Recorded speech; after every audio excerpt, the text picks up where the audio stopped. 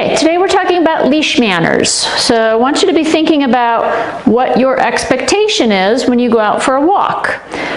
I find that one of the problems I see, one of the problems that people struggle with is they haven't set a clear expectation for their dog. So they expect their dog to walk nicely, but they haven't really taught their dog what that actual expectation is, what that should look like. So I want you to think about if you had an ideal walk, if your walk was perfect and everybody was doing exactly what you wanted, what would that look like? And be very clear about it.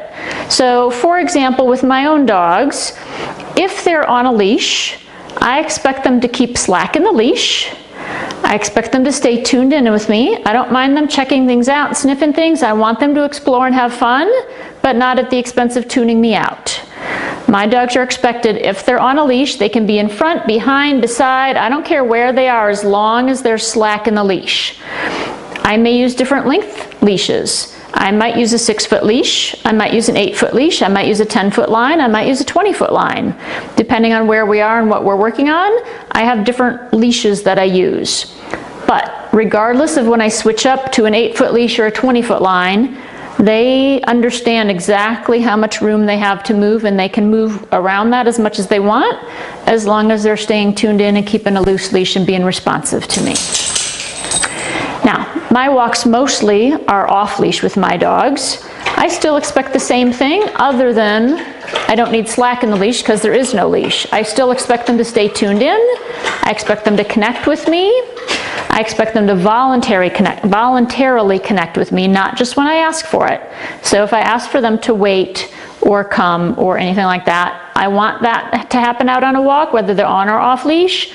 But if they're not tuned in with me, I honestly don't care how responsive they are when I'm telling them to do something if they're not already tuned in and paying attention to me. Okay?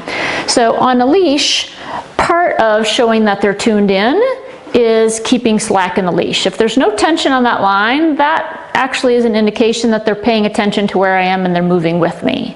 I want them moving at my pace. Okay? So when I get started on leash manners, I actually start by building some connection inside. I'm going to actually start leash manners indoors where there's fewer distractions. Most people wait until they're out on a walk where all the distractions are to get started on their leash walking. I want to actually teach my dogs to tune in and pay attention before, Rocket, good buddy, good boy. So I'm actually going to start, even though, you sit for me? Oh, very nice.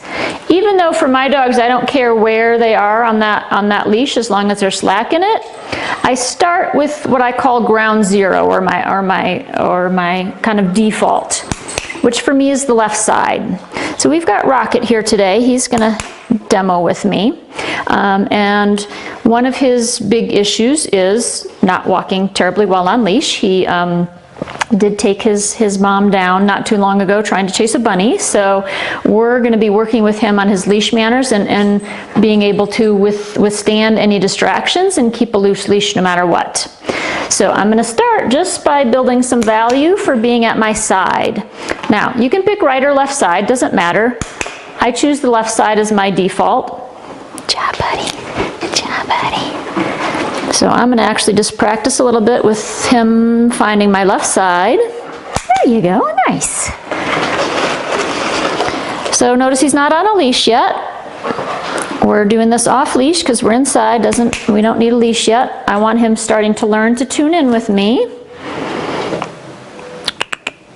There he is. There he is. Good job, buddy. If he cuts in front of me, I don't reward that. So I'm starting just by teaching him to stay at my side and connect. That's where all the good stuff happens. Even though I don't mind if he ventures from there, I want that as my starting point. That's my default. My default, or my ground zero, for me is left side. Nice, buddy.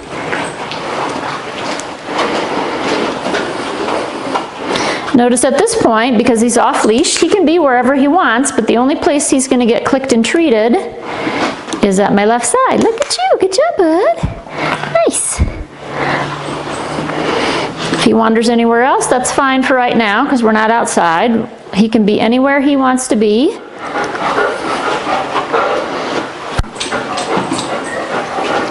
But but he's only going to get clicked and treated on that left side. Good job, bud.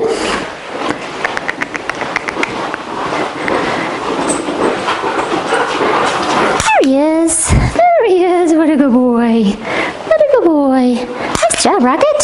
Good job, buddy. Is it hard to chew and walk at the same time? You're funny.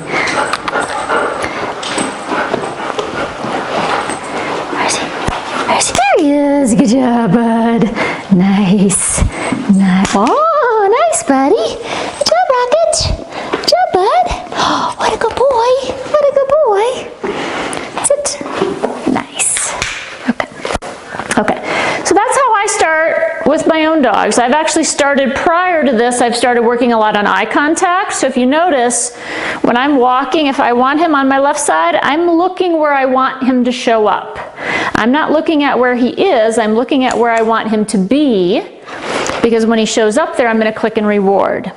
Now, if you notice, even though I've got treats handy and ready to go, I'm not luring him into position. I'm not luring him there and feeding. I've got my treats up here. Nice, bud. I've got my treats up ready to reward, but he doesn't get the reward until he gets there. So once he gets himself in the right position, I click and reward once he's there. Nice, buddy. Look at you. What a good boy. What a good boy. There he is. Nice.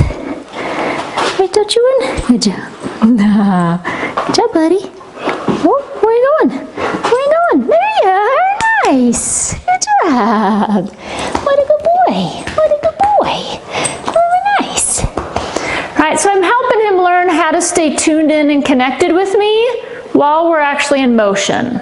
So up to this point, most dogs have been taught the way to connect is when we're stationary. You stop. Most dogs have been taught to sit, right? Sit is when you get your cookie.